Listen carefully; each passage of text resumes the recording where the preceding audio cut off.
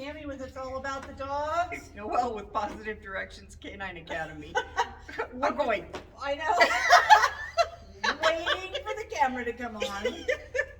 So Noelle, what are we talking about? What is all this stuff on the table? Well, you know, I thought I'd talk about brain games and how important these are for your dog. Yeah. All of us have brain games. We call them our phones. We use them to keep our little brains stimulated and occupied. And God forbid there would be a second of downtime. Because that's when we get into trouble, right? Exactly. And it's the same thing with dogs. If dogs have too much downtime, they will create their own jobs to do. Yes. They will come up with their own fun little activities that could be, maybe they decide that they want to put the dog door right there in the drive wall, or perhaps they become interior decorators. They like to remove the blinds. Blinds, Yes. eat your couch, you know, just little things like that. So They get bored. they do. And you know, it doesn't matter how big your yard is or how often you take them for walks or any of that kind of stuff. Your dog still needs to be able to exercise their brain. Some kind of stimulation besides just hanging out. And Right. being. Right. I know, you know, these are all fun things that These you are can really get fun. just about anywhere. Yeah. So, you know, all of these have, this is probably my dog's favorite. You put treats in here and then they spin it with their paws and then the treats fall out into this maze and they have to try to figure out how to get the treat out of here. Very cool. Now I haven't seen this one. This one must be fairly new then. This is a relatively new one, and my dogs absolutely love it. There are so many different varieties of games out there. If you're gonna buy something that's already pre-made, like the toys and stuff that we've got here, get something that's got multiple levels of difficulty to it, so that once your dog solves one level, they've got another harder level to try to figure out. If you get one that's only got one level, like for example this toy, the only way that this works is you just pull these things out and then there's a treat underneath them. I have one like that at home, similar to that. They're fun, Yeah. but once the dog figures out how to open it, it's done in a snap. Then the next time you put it down, they already know. Yeah, exactly. So something that keeps them going. Yeah. Keeps them challenging. And these games can be pretty expensive. I think that usually they range anywhere from about 35 on upwards to into the hundreds, depending on the type of game that you're gonna get. Something like that you can get for what, about 15, 20 bucks? 15, 20 bucks Yeah. probably. This is probably a $30 toy. This one I got online and I got it for a really good price because it was a brand new toy. So and they were trying to promote that. they were stuff. trying to promote it, yeah. Yeah. And you can raise or lower this thing. There's one in here that the dog has to flip the thing up It's instead of similar pulling it out. to It's that. very similar. Yeah. Very similar to that one. You can create your own dog brain games too. Now, you know, I get students in here all the time who are saying that they just took their dog on a 2-mile hike and they can't figure out why he's still being naughty. Exercise actually creates more movement. And if you're exercising a dog to the point where you're hoping that they're going to lay down and be calm, you're actually creating an athlete or building endurance rather than doing what you hope to do, which was to calm down the dog. Right, and Zella is a prime example in my house Mhm. because when we come to a class here, no matter what it is, if it's scent work or especially if we come to do rally or something really fun like Tricks class, Mhm. and then she goes home, or if we go out on our Sunday outing and we walk around in the store and we do all our sits and downs and weaves and things, we get home and she runs like a wild woman. Mm-hmm. She's just like wound up, you Yep, know? yep, And yep, we yep. have to go outside and throw the ball 40 times before she finally Calms down. stops running amok. Right. So the whole purpose behind this is to get your dog centered, focused, and using their brain. I don't know about you, but I have always been much more tired when my brain's tired than when my body's physically tired. Like this afternoon, for instance. Yeah. My brain is full this Yeah, afternoon, mine is so. pretty full too. So some ideas that you can do at home if you don't want to spend the money to buy yourself or your dogs yourself. You might need to buy one for yourself. Put some candy in here, and while you're watching TV, spin it, and then. Oh Lord. Skittles would be Yeah, in there, Skittles would be a good one. I am tired too, darling. So, the little cups that we've got The here. cups, these are fun. Those are fun. You can put a treat underneath one of them, and I recommend putting several treats underneath them. Start with 2 cups, slide them around, see if your dog can figure out which one's which. Don't put the cups so close together that they're like this.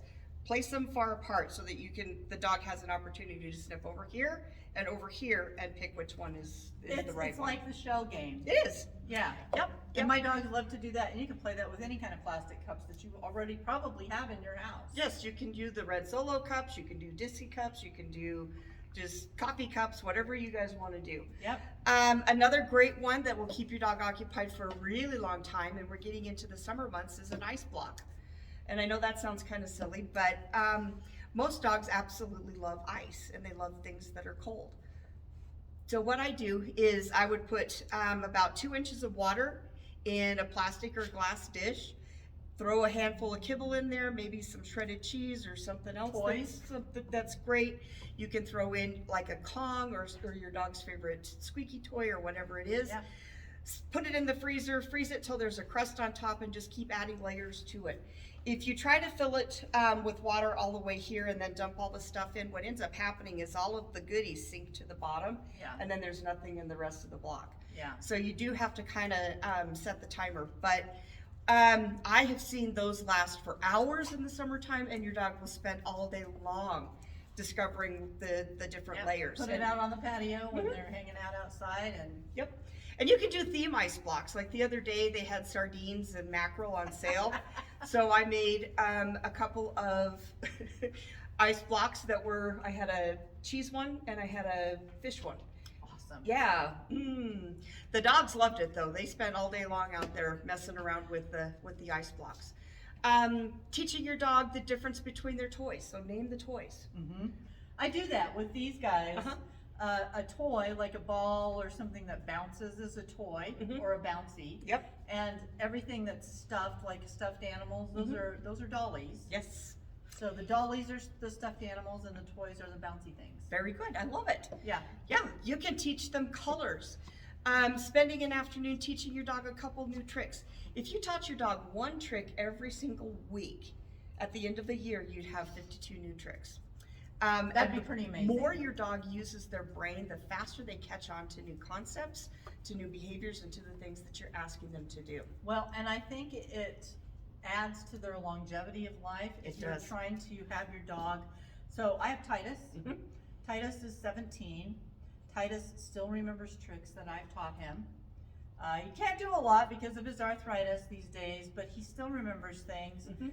And I attribute a lot of his mental acuity to always being in some kind of a class, Mhm. doing games like this. Mhm. I worked with him pretty much every day that I've had him. Yep. Up until, the last year when he's failing health-wise so Right. much. But it's amazing because I can still go out and put him on a leash and he knows just what to do, Well, and if you think about the human population, as they grow older, if they're not mentally active, their cognitive skills go way down. Oh, yeah. And For sure. dementia can set in. You can have all kinds of problems with that. And it's the same thing with dogs. Dogs can get dementia just like people. Yes, they can. And, I don't think there's a doggy Alzheimer, but They've done some studies and there is a Some canine. linkage? Yeah, there is a Really? canine dementia. Yeah. That I had a Cocker Spaniel that did have canine dementia, and it was sad because she forgot who I was Mm-hmm. and things like that. So Mhm.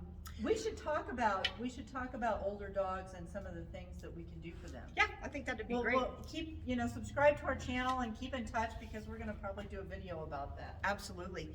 Snuffle mats are a great thing. I'm watching Zella here. Pick one She's, grab the pink one. This one, oh, the pink one over here. She's pulled out all of my snuffle mats and she's busy messing with them right now. A snuffle mat is just strips of cloth that are tied through a sink container. And you just drop treats inside of it and they will spend hours trying to get to the last little bit of whatever you put in here. She's You can pulled put two their of them off breakfast, the lunch, or shelf. dinner in here. You can put snacks in there. You can do all kinds of stuff. They're machine washable and they're great. And I know you can get them on Etsy just about anywhere. You could probably make your own. You could make your own if you I wanted am to. sure there's probably a video somewhere in YouTube that y'all are watching that if you put in snuffle mats, someone will have a video about how to make those. Yep. So the point here is take your dog for a walk. Absolutely exercise them. That is so critical to their development, their health, and their well-being, is to get away from the house and go for a walk. And then the next best thing once you get home is give them a brain game, and your dog is going to spend the rest of the evening happy and content and not getting into stuff. Well, and you know what? I've got a ball. I've got some little balls. They have teeth and stuff in them, and you can take your kibble or your cheese bits or whatever and stuff those in those little grooves. And I give that to her, and she's busy for half an hour trying to get the stuff out of those little grooves and things. Something else that we've talked about in the past is you rotate toys, right? I do rotate my toys. I rotate my dog toys as well. They are they don't have the same toys all the time. We probably have 100 toys at my house. Oh yeah, yeah. We got laundry baskets all over the place with toys in them. But when I pick toys up, I have a big grocery bag, a cloth one, that I'll go through the house, and the toys I pick up stay in the bag for the next 2 weeks or whatever, and they have to play with the toys that they haven't been playing with. Right. So we kind of rotate toys in and out. Yes. I think it's really important to rotate your toys. If you don't rotate the toys, then it's kind of like reading the same book over and over and over again, or you only get one channel on the television set and that's all you get. Right. By having variety and rotating the toys, your dog's always going to be stimulated by what's out there for them. By also rotating the toys, you don't have this great big toy box full of stuff that ends up all over the house. Especially if you've got a dog who has a difficulty determining what's theirs and what's yours. If they're eating your socks, your underwear, and your shoes, rotating the toys is a great way to help them to stop that. And I only let my dogs have 1 or 2 toys per dog. So I like to have something that carries their scent. So like you were talking about your dollies. Yeah. I like to have something that my dogs can chew on. So that could be a Kong, it could be a body part like a kneecap or a joint or a tendon or that kind of thing. Yeah, a little bone of some sort. And then something with some kind of a unique texture or smell to it. So like the toys that rattle or squeak or those ones that have like a cellophane feeling in them. That's yes. They're a dolly, but they don't have any stuffing. They're yes. stuffing free ones, and they make a crinkly sound. Yes. Yeah. So all of those things are great. And by doing that, you're going to keep your dog's brain fresh, active, and alert. And the wiggly gigglies. Giggly wigglies, yes. My dogs absolutely love the giggly wiggly.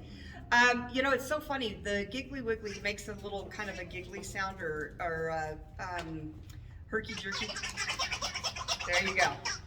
And she's waiting for me to throw it. Look at her. My dogs absolutely love this. Now, I've seen dogs that we've thrown that out to, and they look at it like, that's not so much fun.